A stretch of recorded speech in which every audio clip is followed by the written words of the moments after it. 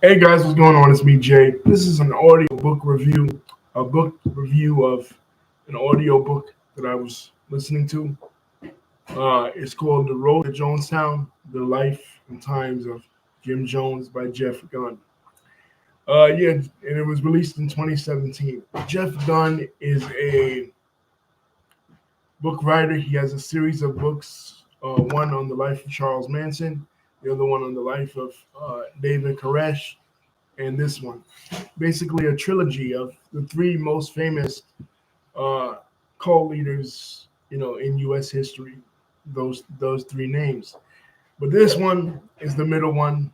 This is about the life of Jim Jones, James Warren Jones, born in 1931 in Crete, Indiana. Grew up in Indiana.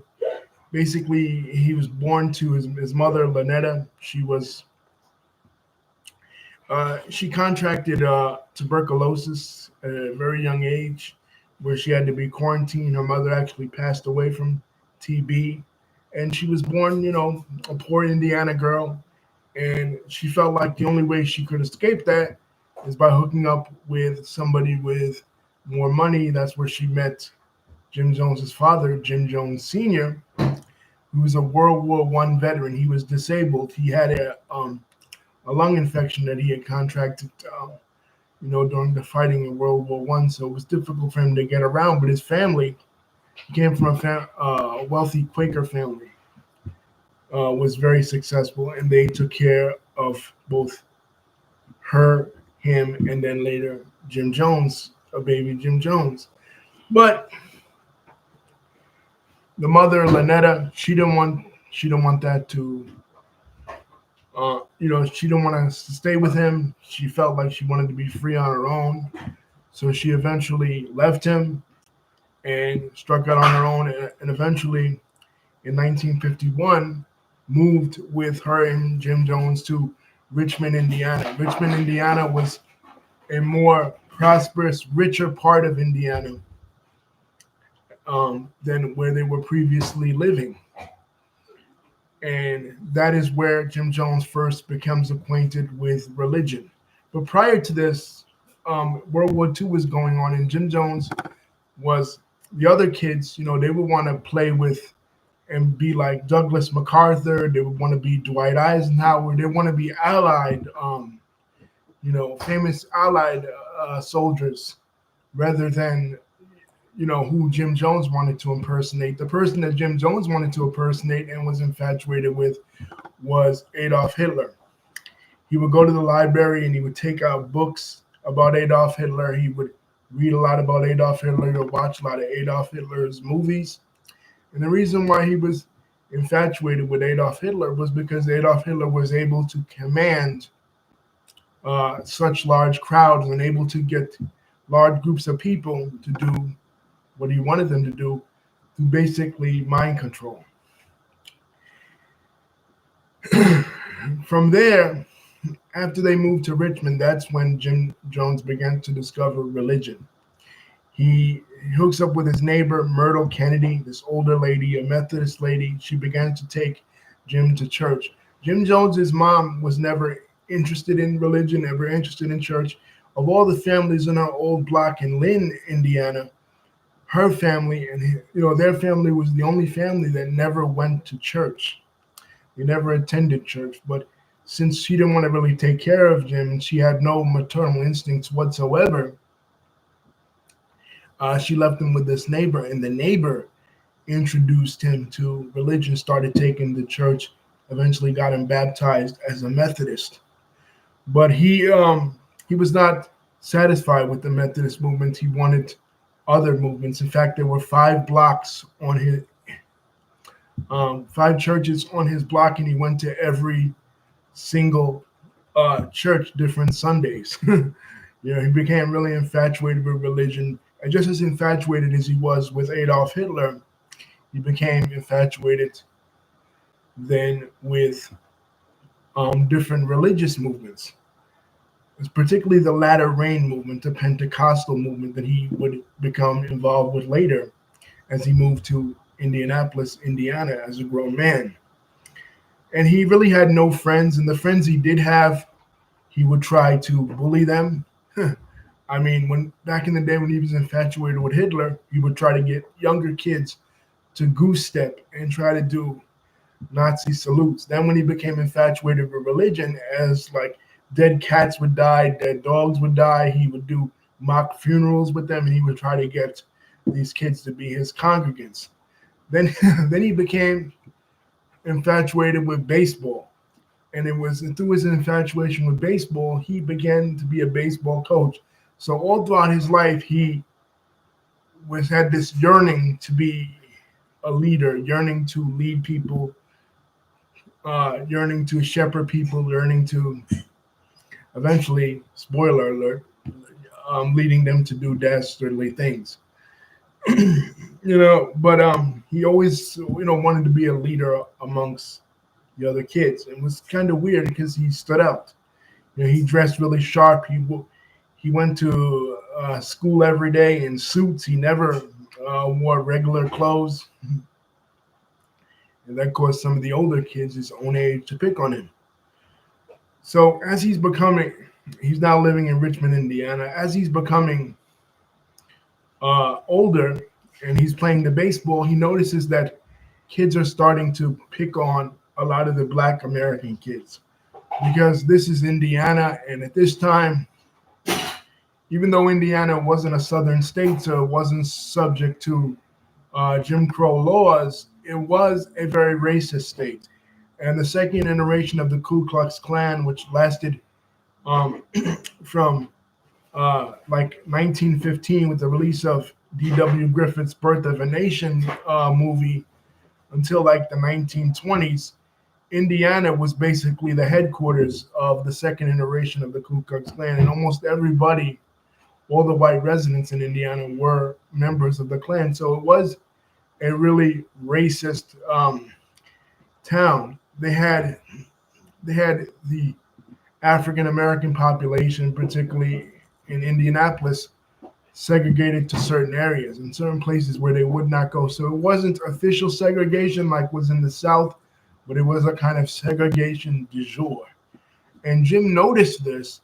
And Jim, because he was picked on and because he kind of had a tan to his skin because his mother was half Cherokee Indian, he felt, even though he was a white guy, he felt kinship to a lot of the, the African Americans in town, and he began to attend the Black church when he began to be involved with the Latter Rain movement, the Pentecostal movement. And he loved the music, he loved the preaching, he loved the enthusiasm. So when he himself becomes a preacher in the middle 50s, he he copies those same mannerisms and he copies that same diction as those Black preachers that he was inspired by. And then later on, he begins to mix that with politics still, because from Hitler, he moves on to learning about Karl Marx and learning about Mao Zedong and learning about Joseph Stalin and really becoming involved with socialism. And he believes that he could use the ideas and the ideals and the ideas of socialism and channel them through the ideals and ideals of Christianity. He could develop what he called apostolic socialism or a Christian socialist doctrine. He can use religion to introduce ideas of socialism and communism into kids, into now, well, not kids now, people, older people. So he rises up the ranks of the Methodist Church, but his insistence on integration, his insistence of in Indiana bringing Black people into the churches, into the predominantly white Methodist churches, puts him at odds with the establishment of both the Methodist churches and all the mainline Protestant churches. So he goes around to the revival circuit. And in the revival circuit, particularly in the Latter Rain movement, you have a lot of faith healings that are going on. People that are, somebody in the audience, they heal them from ailments, they lay hands on them, and they'll climb up out of their wheelchairs, or they'll be healed from blindness, or they'll be healed from cancer, right? He has this particular thing that he does. It's a trick. It's like fans of professional wrestling will be familiar with this. The idea of a plant, somebody in the audience that's working for the organization, or in this case, the ministry, that you you pretend like there's some random person and you pick them out the audience to do things to them, but really they're working with you and it's all a scam to get people's money. Well, that's what he would do. He would have a chicken liver, and he would pick somebody out of the audience, go to the back, put a curtain over them, and then pull out this chicken liver and tell the people that it's it's her cancerous tumor, but you can't touch it or you can't get too close to it because you'll get cancer too. And surprisingly, this worked. You know what I mean? He got a lot of followers, mostly black, but followers of other races as well. So the 1950s is rolling on, and he's climbing up the ranks as an independent preacher. Now he's independent because he no longer has a church. And as you guys know, in the 1950s in the United States was the civil rights movement, particularly after 1955. Rosa Parks, Montgomery bus boycott, and all that. And he becomes involved with that, his churches, because he has a predominantly black church. So places in Indiana that are racially segregated, he then would go to these places and he would demand that these establishments serve his customers. Like they would make up lies and say they don't have seats, because they're coming with a mixed audience, a mixed family like him and a friend that's black. And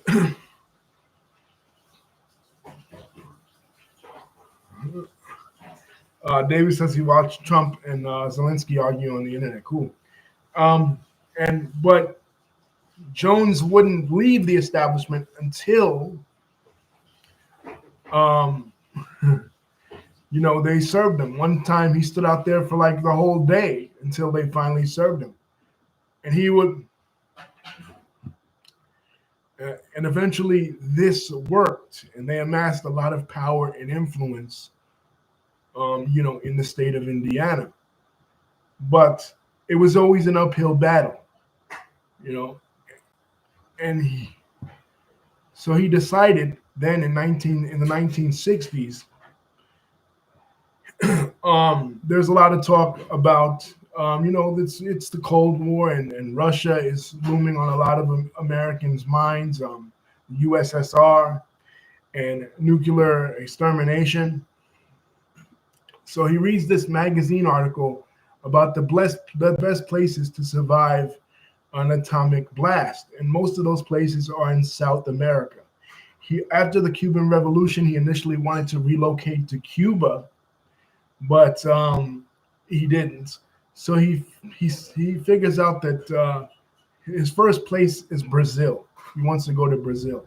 So he and his wife go down to Brazil, and they investigate the place. But the problem with Brazil was that, number one, his church wouldn't make such a huge impact because it's a multiracial society, and they don't really have the racial strife that the United States has. So he can't use it to his advantage to capitalize on it in the way that he could in the United States. So he then, and another big problem with Brazil is they speak Portuguese, right? And his church is predominantly English, so he makes no headway with Brazil. So he comes back and he decides that he's going to pack his followers up and move them to Ukiah, California, in Northern California.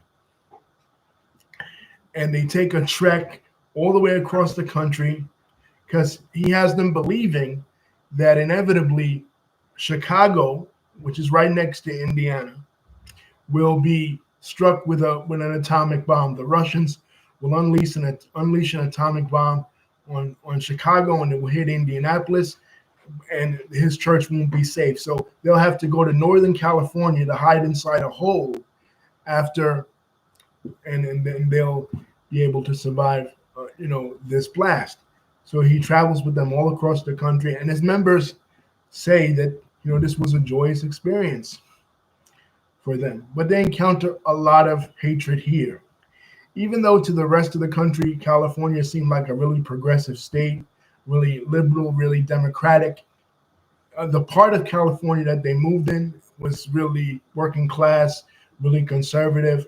The name of it is Redwood Forest, but they ended up calling it Redneck Forest. But they they weren't deterred. Every time somebody on their block died, they sent a contingency out to reach out to them.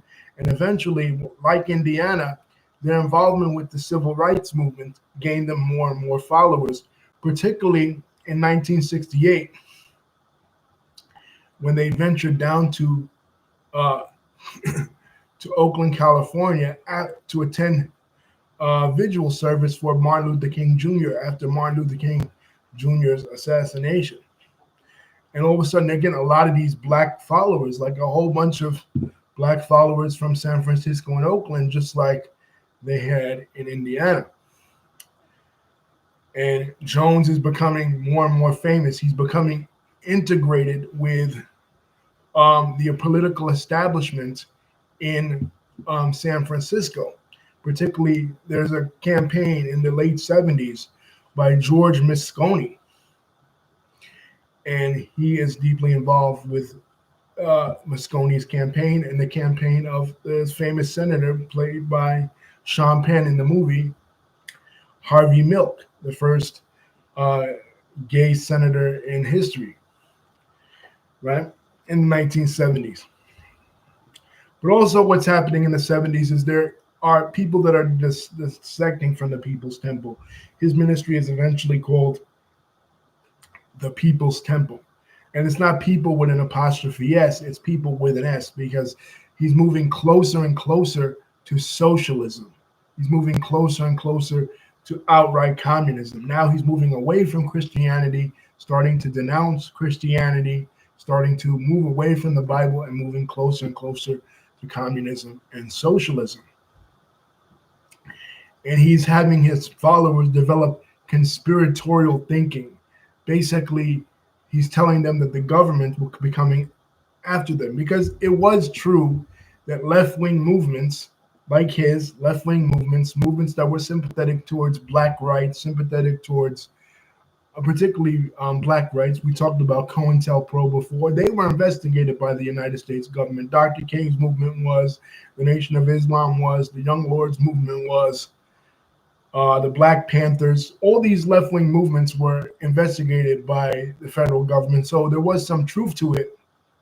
But he convinces them that in order to avoid this, they have to move down to Guyana in South America in 1977. Really, what it is that a lot of people are defecting from the People's Temple, and they're telling these stories about how Jim Jones is sexually exploiting people, how he's having these public confessions, which was a tactic that he took from Mao Zedong's China, where people would get up in front of the congregation and confess all their sins to the congregation in order to belittle them and make them feel really horrible about themselves. Public beatings. He would beat kids but with a paddle right in front of their parents. And he was forcing them to hand over custody of their children, to really grievous abuses. And they were going to the people, as Jim Jones is on the housing authority board in San Francisco, and saying, look, this guy is not who you think he is. You think he's just some champion of civil rights. He's some champion of integration. He's this left-wing icon because he has the left-wing support of Harvey Milk and George Moscone, and even Jimmy Carter to some extent. When the delegation goes down to Guyana, Leo Ryan, the congressman, actually asks People's Temple member, Jimmy Carter sends his regards. Jimmy Carter, the president of the United States at that time. He even has his support. So he has the support of all these left-wing, liberal, democratic people. Meanwhile, he's doing all this stuff. And it's coming out, it's printed out in the San Francisco Chronicle. So he figures it's too hot in the United States. We got to get out of the United States. Now, his followers are already convinced that that they're being persecuted in the United States. So at this time, in 1968, the CIA initiated an overthrow of Guyana's government. Guyana had um, just gotten rid of the British imperialism, and Chetty Jagan, a Marxist who was sympathetic to the Soviet Union, was thrown out in favor of a more pro-U.S. Socialist leader, Forbes Burnham. Now, Guyana is very interesting because in Guyana, if Jim Jones had gotten this far, which he hadn't, uh, if he had gotten this far, he could have did the same thing in Guyana like he did in the United States. He could have um, instigated or embellished the racial conflict because Guyana is divided 50-50 between its black population and its Indian, not Indian as Indian like American Indian, but Indian as in from India. After slavery in the 1830s, the British needed more cheap labor, so they brought over cheap labor from India. They did the same thing in Trinidad. And there's racial conflict all the time between blacks and Indians in Guyana. And the Black Party, Forbes Burnham's party, was in power in the late 70s. The United States government under JFK had instituted a coup in there and put him in power. So they're friendly to the United States, basically. Also, even during the British period, there was always border dispute between Guyana and Venezuela, particularly in the Essequibo region, right there on the border where the jungles are. And they had British support initially when they were a British colony, of course, because Venezuela has been independent since the mid-1800s. But now that Britain is no longer there and it's no longer a British colony, now they don't have that support. They don't really have the American support. But if they have people from America living there, expatriates from America living there, that could give them, that could give them leeway, and that could incentivize the United States to support their efforts in securing the border for Guyana and not for Venezuela, especially since Venezuela's government at that time was hostile to the United States. So they had a lot of incentives they did for moving Jim Jones's religious group into their jungles. So they go to the jungle. They set up Jonestown, 1977, and everything is going good until one of the effectors, Tim Stone, decides that he wants his child, Jonathan Victor, back. And in the United States, particularly in San Francisco, there had been a group of defectors, the Concerned Family group of defectors that wanted their relatives to come home because Jim Jones, once they got to Guyana, Jim Jones told them to cut off all contact with family members. They weren't allowed to write their family members letters, and if they did, they had to be pre-approved by Jones himself, basically filled with his propaganda. So, and this child is being kidnapped because this child is in the custody legally of his father, who no longer lives on the compound.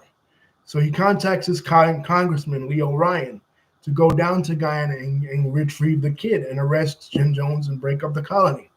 Now, Guyana's government, they get shook because here they thought this liaison of this American colony would be good for their country, but now they have the United States government coming after them.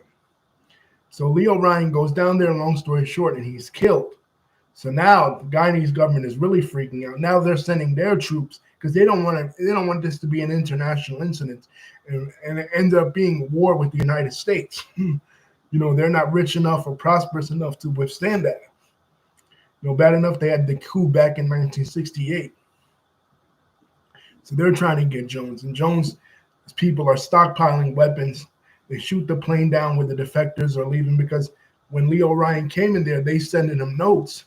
Listen, we're not happy here. We want to leave. And like 20 of them had gone to the port, and they weren't successful. So Jim Jones becomes paranoid. Now, keep in mind what I said. Jones was infatuated with Hitler. What happened to Hitler? He committed suicide in his bunker. He killed himself in his bunker. The Allies never got to him. He and his girlfriend slash wife Ava Braun had drank poison, you know, and Jones had the belief that he'd rather go down in suicide rather than be caught and captured. So he would do this series of white nights, these practice takes, where he would tell them wake him up in the middle of the night and tell him that the time has come for the mass suicide. But it was really just to scare them. But finally, when the congressman died, he had already ordered the cyanide. He gets cyanide, he gets thorazine, and a bunch of other drugs in a cocktail with Kool-Aid. But they say it's Kool-Aid, but it's really Flavor Aid, the cheap dollar store brand version. Look, you want me to kill myself, but you can't even give me that Dave Brad shit. You give me the no frills version, And he starts to, tell them to drink it. And those that refused to drink it were shot. And he gave it birth first to the babies. The tape is on YouTube. His last sermon is called the Jim Jones Death Tape, and it's really disturbing stuff, man. To see, to hear, the babies crying as they die, because cyanide doesn't take you immediately. It takes you gradually as it destroys your organs from the inside. So, and Christine Miller, one of the members, she protested on the tape. She said she didn't want to do it, but she was shot. So people say, oh, well, how can anybody do that? Well, the ones that didn't do it were shot. Now, 6 of them out of like hundreds of people that were in Jonestown, 6 of them got away, and they got away by saying they wanted to do. They had to say, oh, I got to go to the bathroom or something or whatever, and they ran into the jungle and they survived, and eventually were picked up by the American envoy. But most did not survive. It was the largest massacre of American citizens in history on November the 18th, 1978. Before 9/11, the largest massacre of American citizens, and you just see a whole bunch of bodies just laying there, just dead in the Guinness jungles. And it's just really sad to see. A couple of years ago, they announced that they were going to make a movie about Jim Jones's life, starring Leonardo DiCaprio, and the SJWs on the internet were in an uproar because they thought it meant Jim Jones, the rapper. They were like, how are you going to have a white guy portray a black rapper? No, it's not Jim Jones, the rapper. Is Jim Jones, the cult leader. So when and if they do come out with that movie and I see it, I'll review it here on this channel, man. This story just really captivated me because I say this is like a bizarro world version of MLK. Here you had a chance for a guy to be good and use his ministry for good in the way that MLK did. And Jim Jones actually received the MLK Award in 1977. He had a chance to really create something really special with regards to civil rights and black rights, but he chose to abuse the fact that these people were downtrodden. These people were victims of white supremacy and victims of racism, and basically victims of circumstance, and use and abuse that privilege that he had of himself as a white man to murder these people, basically. Anyway, guys, don't forget to like, comment, and subscribe. Hit the bell button to see my next videos coming out. Thank you, David, for contributing.